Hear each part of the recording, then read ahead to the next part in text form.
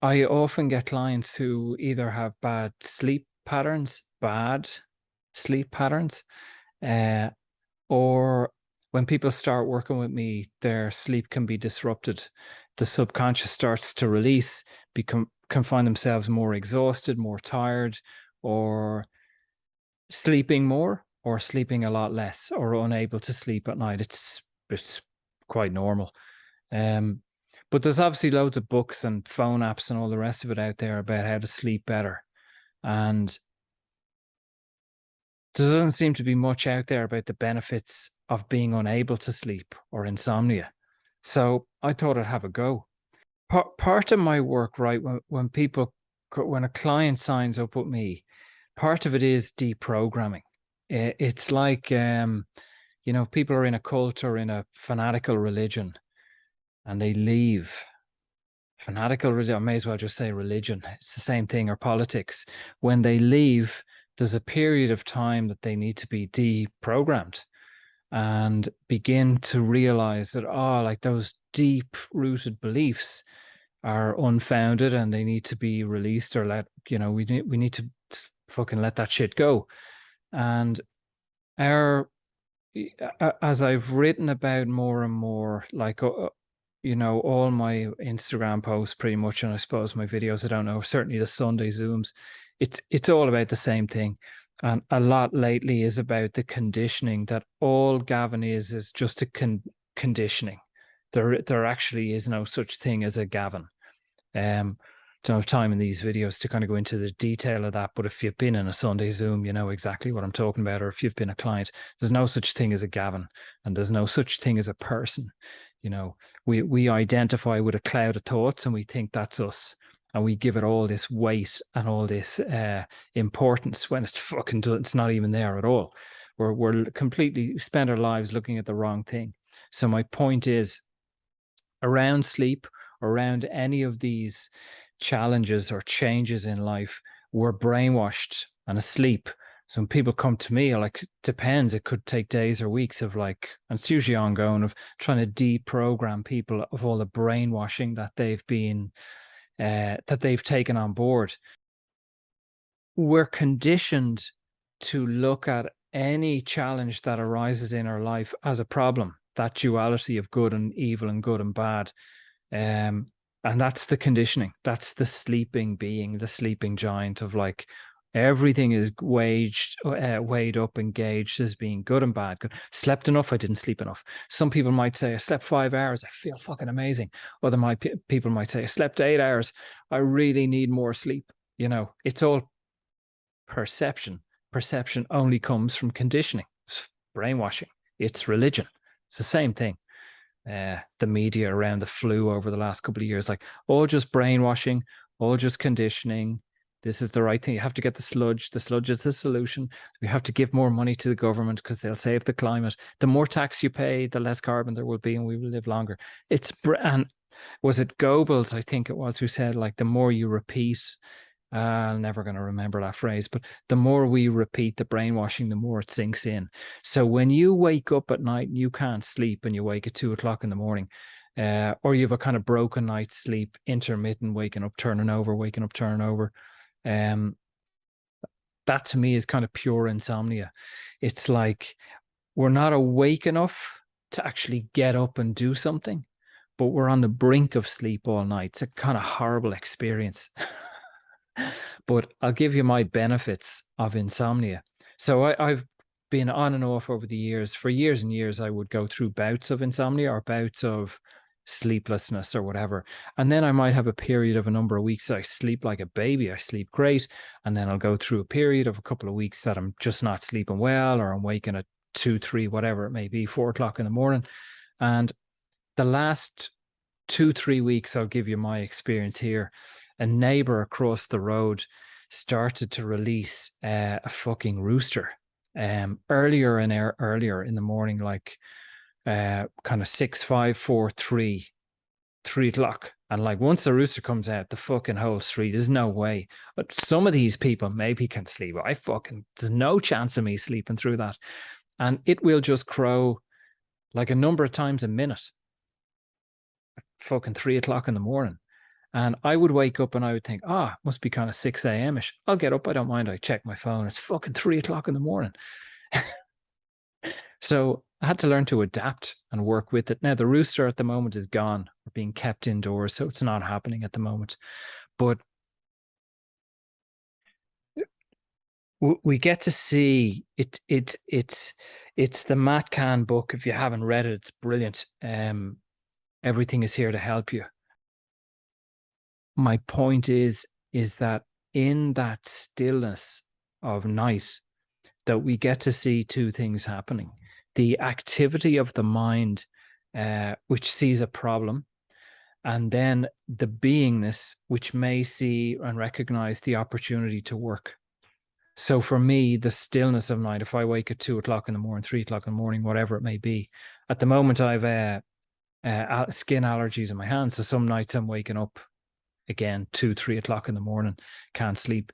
So that for me is an opportunity. It's like, fuck, okay, boom, sit up, maybe journal, maybe read a bit of what I'm reading at the moment and working on, or certainly into meditation, into stillness, and observing the senses, observing and integrating whatever's happening.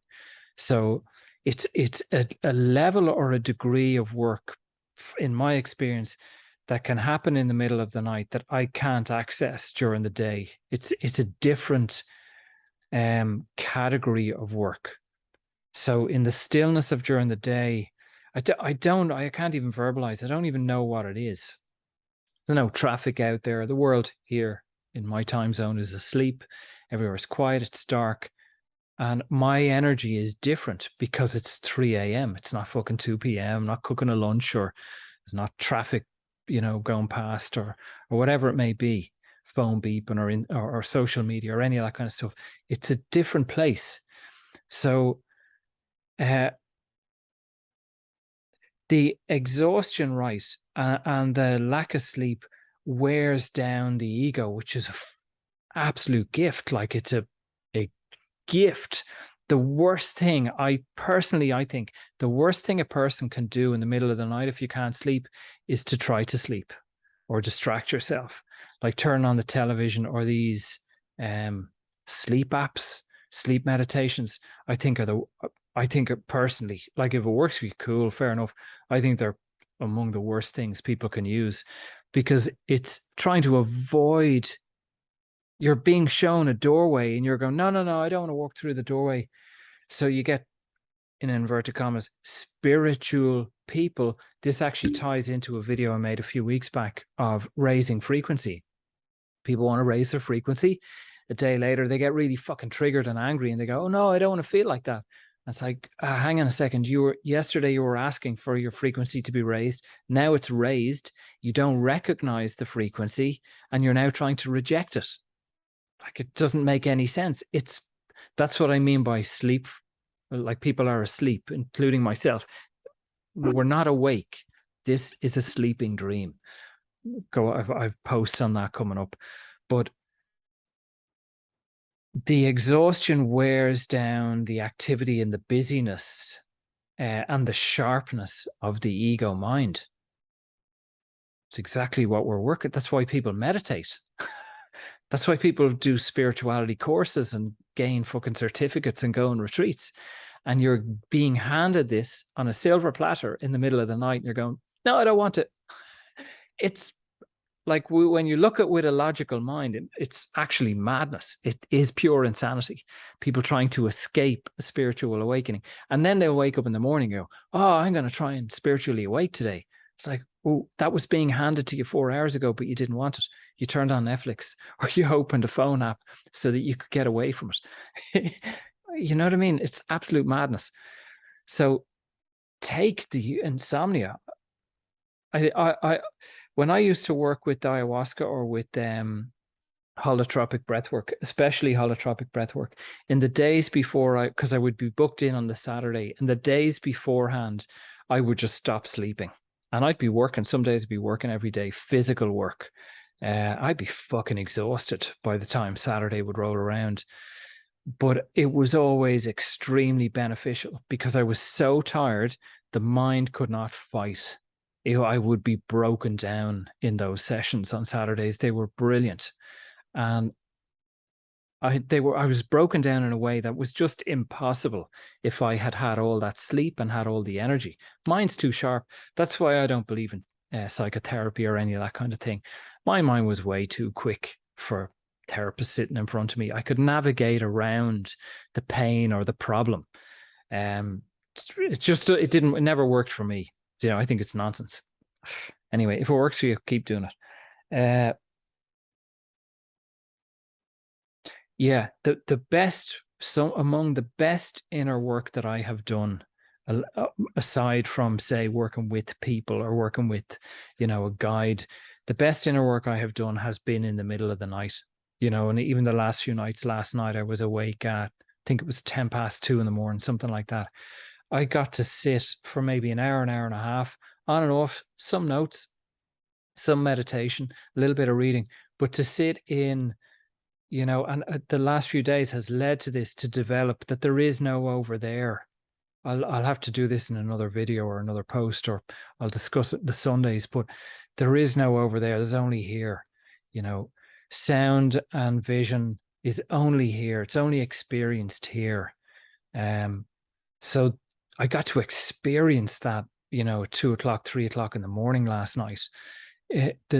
And through that tiredness and through the ego being worn down enough, that there was a window, an opportunity to have access. Okay. And now I can go to that place in wakefulness, supposed wakefulness, easier. You see what I mean? It's only everything the mind says is bullshit. But so what happens is people think, oh, not sleeping is a problem, exhaustion is a problem. That becomes a conditioned program that runs again and again and again. And then they stay in the cycle of insomnia for years, or else maybe taking, smoking grass, or taking sleeping tablets. Both of those, I think, again, are extremely destructive. Like, it's just medication. You're just choosing to avoid the awakening. And that's why people then end up in that cycle for 20 years, haven't had a night's sleep in 20 years, because they just medicate, whatever it may be, a glass of wine before bed, smoke a joint, or take some sort of THC, some sort of whatever you want to call it, or a sleeping tablet. And there's no progress. They're just stuck for 20 years because they're continually being handed an opportunity and continually rejecting it. Everything is here to help you.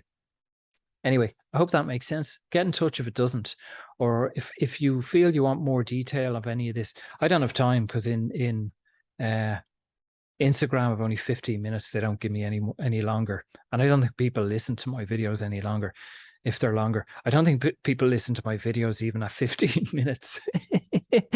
Like, if you look at my statistics, like, I tend to make my videos and my posts for myself. It's kind of like a journal. And I think there might be 3. It's probably under 5 people that actually benefit and listen to my videos through. So it's really weird. It's kind of like performance art. It's like I'm journaling for myself. Like, often clients come to me who don't even watch my videos or read any of my stuff, so I don't know why I do it. But I do it for myself. It's really beneficial for me. So thank myself for doing this video, for maybe listening to it back and benefiting from it. I'm going to ask myself now to leave a donation if you feel it was beneficial for you. And I'm going to ask myself to consider coming to Sunday Zoom. So yeah, be well. And I'm going to ask myself to give it a thumbs up. Thanks.